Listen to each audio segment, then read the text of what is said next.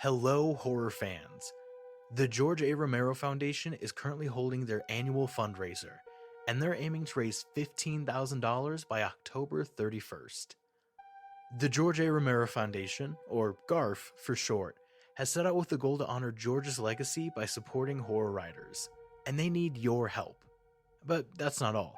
Supporters can also get perks for donating, like their name featured on GARF's website, t-shirts, signed graphic novels, and more. But only while supplies last, so donate fast. You can learn more and make a one-time donation today by visiting bit.ly/garfdonate.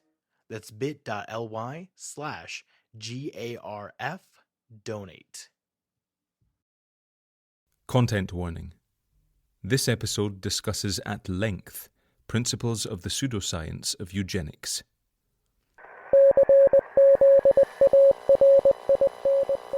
Telegram. Rufus Smith, London to Lord Godalming. Care HBM Vice Consul Varna. 28 October. Tsarina Catherine reported entering Galatz at 1 o'clock today.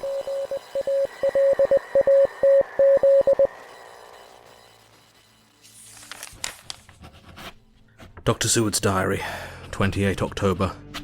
When the telegram came announcing the arrival in Galatz, I do not think it was such a shock to any of us as might have been expected.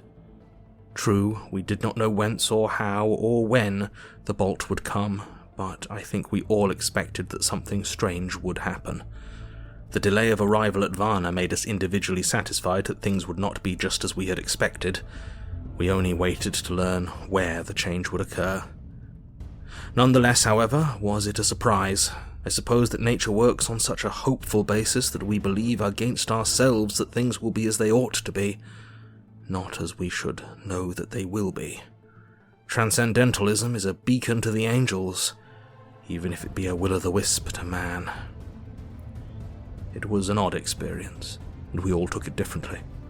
Van Helsing raised his hand over his head for a moment, as though in remonstrance with the Almighty, but he said not a word, and in a few seconds stood up with his face sternly set. Lord Godalming grew very pale and sat breathing heavily. I was myself half stunned and looked in wonder at one after another. Quincey Morris tightened his belt with that quick movement which I knew so well. In our old wandering days it meant action. Mrs. Harker grew ghastly white, so that the scar on her forehead seemed to burn, and she folded her hands meekly and looked up in prayer. Harker smiled. Actually smiled.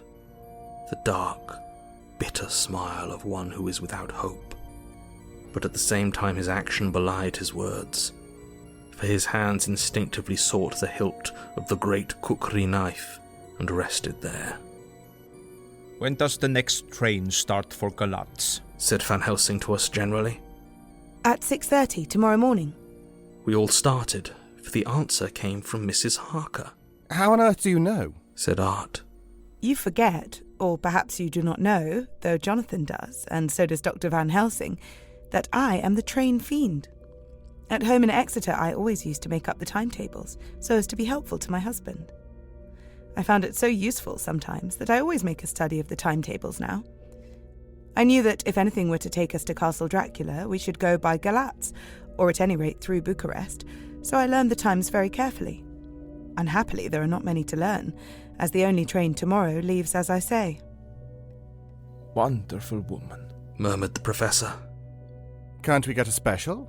Asked Lord Godalming. Van Helsing shook his head. I fear not. This land is very different from yours or mine. Even if we did have a special, it would probably not arrive as soon as our regular train. Moreover, we have something to prepare. We must think. Now let us organize. You, friend Arthur, go to the train and get the tickets and arrange that all be ready for us to go in the morning. Do you, friend Jonathan, go to the agent of the ship and get from him letters to the agent in Galatz, with authority to make search the ship just as it was here. Morris Quincey, you see the Vice Consul and get his aid with his fellow in Galatz and all he can do to make our way smooth. so that no times be lost when over the Danube. John will stay with Madam Mina and me, and we shall consult. For so if time be long, you may be delayed. And it will not matter when the sun set, since I am here with Madam to make report.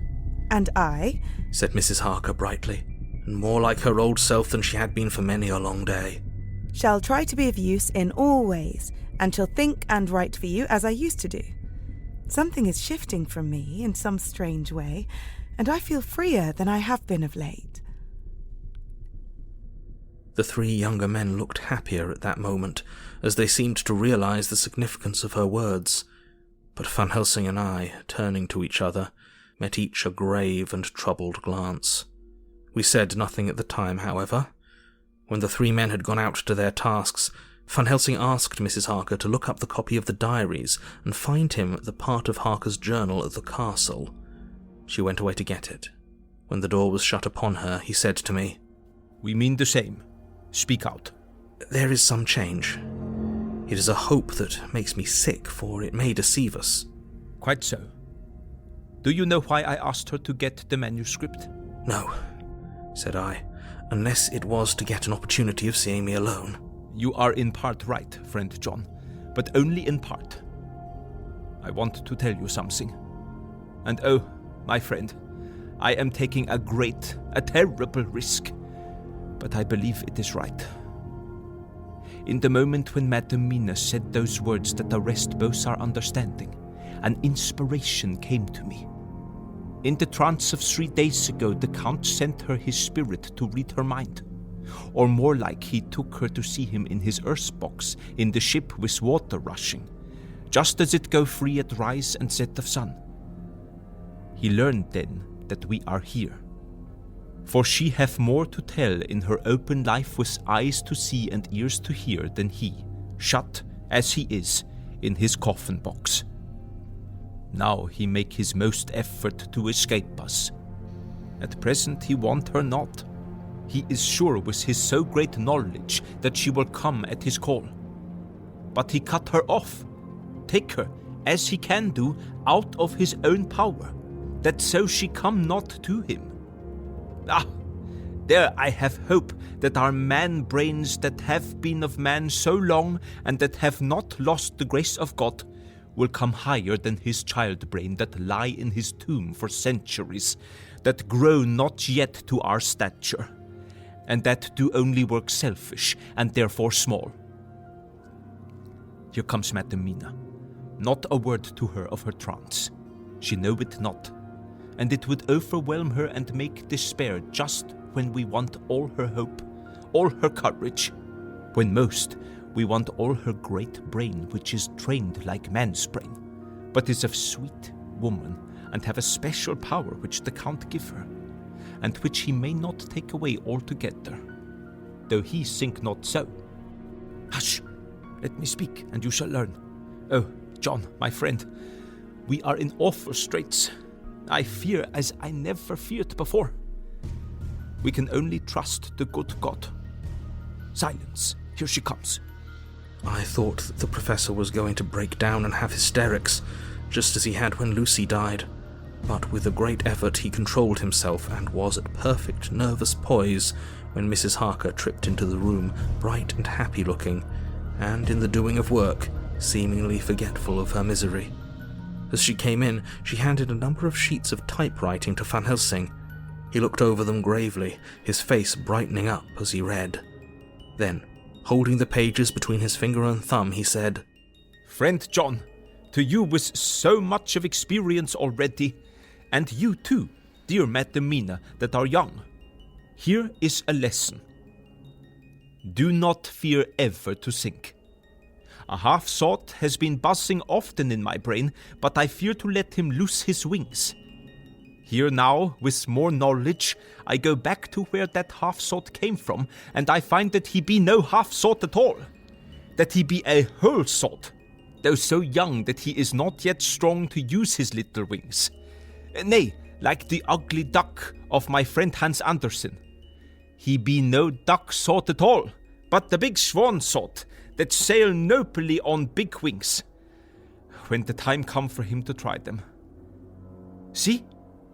I read here what Jonathan have written. Was it not this Dracula indeed who inspired the others of his race, who in a later age again and again brought his forces over the great river into Turkey land? Who, when he was beaten back, came again and again and again, though he had come alone from the bloody field where his troops were being slaughtered, since he knew that he alone could ultimately triumph. What does this tell us? Not much? No. The Count's child sought see nothing.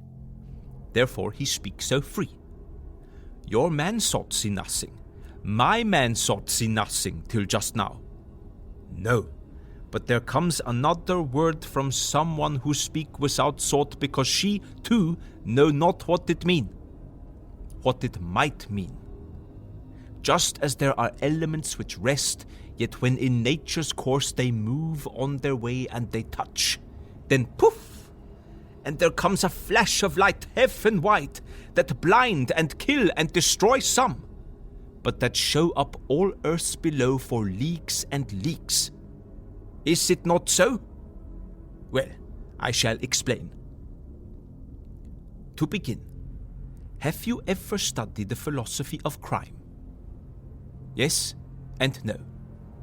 You, John, yes, for it is a study of insanity. You, no, Madam Mina, for crime touch you not but once. Still your mind works true, and argues not a particulari ad universale. There is this peculiarity in criminals. It is so constant, in all countries and at all times, that even police, who know not much from philosophy, come to know it empirically, that it is. That is to be empiric. The criminal always work at one crime. That is the true criminal who seems predestined to crime, and who will of none other. This criminal has not full man brain. He is clever and cunning and resourceful, but he be not of man's stature as to brain. He be of child brain in much. Now this criminal of ours is predestined to crime also. He too have child brain, and it is of the child to do what he have done. The little bird, the little fish, the little animal learn not by principle but empirically. And when he learn to do, then there is to him the ground to start from to do more. Dos posto, said Archimedes. Give me a fulcrum, and I shall move the world. To do once is the fulcrum whereby child brain become man brain. And until he have the purpose to do more, he continue to do the same again every time, just as he have done before. Oh, my dear, I see that your eyes are opened, and that to you the lightning flash show all the leaks. For Mrs. Harker began to clap her hands, and her eyes sparkled. He went on. Now you shall speak. Tell us two dry men of science what you see with those so bright eyes. He took her hand and held it whilst she spoke. His finger and thumb closed on her pulse, as I thought instinctively and unconsciously as she spoke. The Count is a criminal, and of criminal type. Nordau and Lombroso would so classify him, and qua criminal he is of imperfectly formed mind. Thus, in a difficulty, he has to seek resource in habit. His past is a clue, and the one page of it that we know, and that from his own lips, tells that once before, when in what Mr. Morris would call a tight place, he went back to his own country from the land he had tried to invade, and thence, without losing purpose, prepared himself for a new effort. He came again, better equipped for his work, and won. So he came to London to invade a new land. He was beaten, and when all hope of success was lost, and his existence in danger, he fled back over the sea to his home, just as formerly he had fled back over the Danube from Turkey land. Good! Good! Oh, you so clever lady! Said Van Helsing, enthusiastically as he stooped and kissed her hand. A moment later he said to me, as calmly as though we had been having a sick-room consultation. 72 only, and in all this excitement. I have hope. Turning to her again, he said with keen expectation, But go on, there is more to tell if you will. Be not afraid, John and I know. I do in any case, and shall tell you if you are right. Speak without fear. I will try to, but you will forgive me if I seem egotistical. Nay, fear not, you must be egotist, for it is of you that we think. Then, as he is criminal, he is selfish, and as his intellect is small and his action is based on selfishness, he confines himself to one purpose. That purpose is remorseless. As he fled back over the Danube, leaving his forces to be cut to pieces, so now he is intent on being safe, careless of all. So, his own selfishness frees my soul somewhat from the terrible power which he acquired over me on that dreadful night. I felt it. Oh, I felt it. Thank God for his great mercy. My soul is freer than it has been since that awful hour, and all that haunts me is a fear lest in some trance or dream he may have used my knowledge for his ends. The professor stood up. He has so used your mind, and by it he has left us here in Varna, whilst the ship that carried him rushed through enveloping fog up to Galatz, where, doubtless, he had made preparation for escaping from us. But his child mind only saw so far, and it may be that, as ever is in God's providence, the very thing that the evildoer most reckoned on for his selfish good turns out to be his chiefest harm. The hunter is taken in his own snare, as the great psalmist says. For now that he thinks he is free from every trace of us, and that he has escaped us with so many hours to him, then his selfish child brain will whisper him to sleep. He think too, that as he cut himself off from knowing your mind, there can be no knowledge of him to you. There is where he fail. That terrible baptism of blood which he gives you makes you free to go to him in spirit, as you have as yet done in your times of freedom, when the sun rise and set. At such times you go by my volition, and not by his. And this power to good of you and others, as you have won from your suffering at his hands. This is now all the more precious that he know it not, and to guard himself have even cut himself off from his knowledge of our where. We, however, are not selfish, and we believe that God is with us through all this blackness and these many dark hours. We shall follow him, and we shall not flinch, even if we peril ourselves that we become like him. Friend John, this has been a great hour, and it have done much to advance us in our way. You must be scribe and write him all down, so that when the others return from their work, you can give it to them. Then they shall know as we do. And so I have written it whilst we wait their return, and Mrs. Harker has written with her typewriter all since she brought the manuscript to us.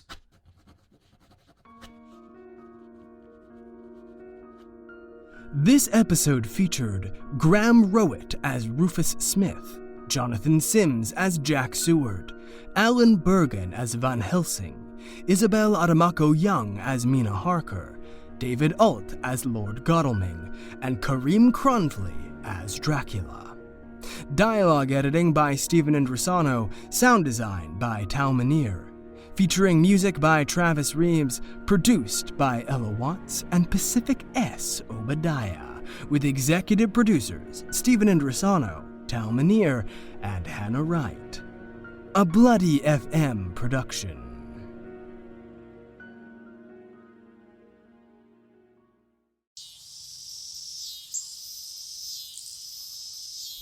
The grounds of Camp Havenside are quiet. The trees sway in a light wind.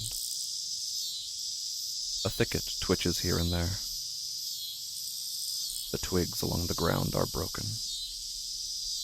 The cry of locusts rings through the air, settles placidly over the soil like a plague. The air is still. The earth is dark.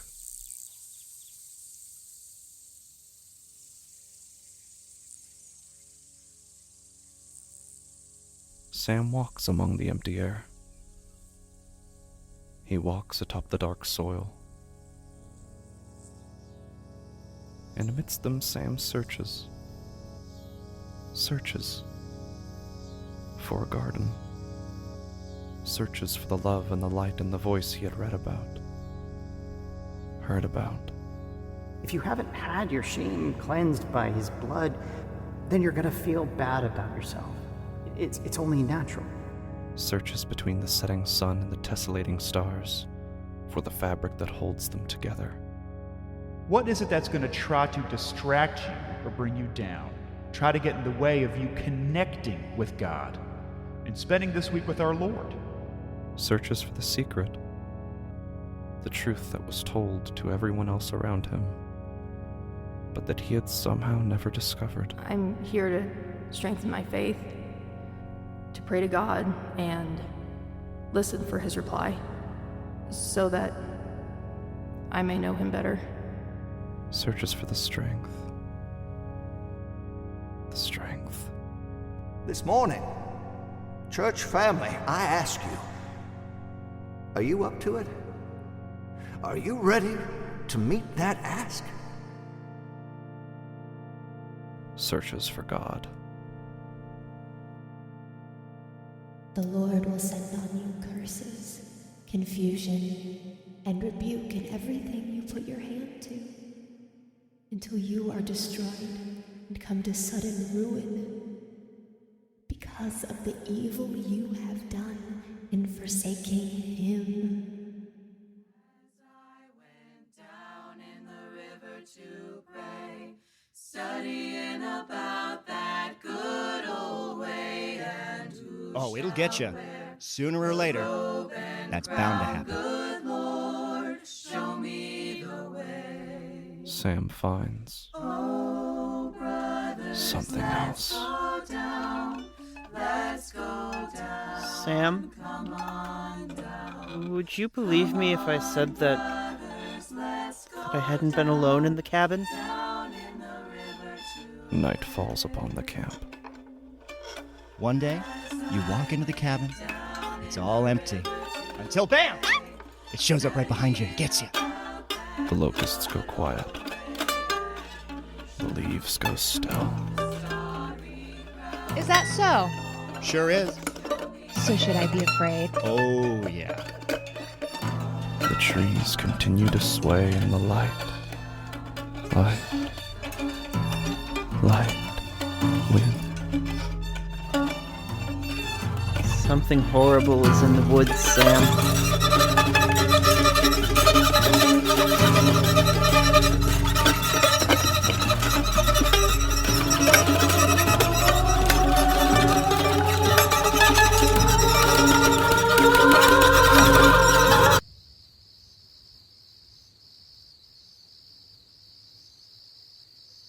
CSW presents HEMOPHOBIA, coming October 29th.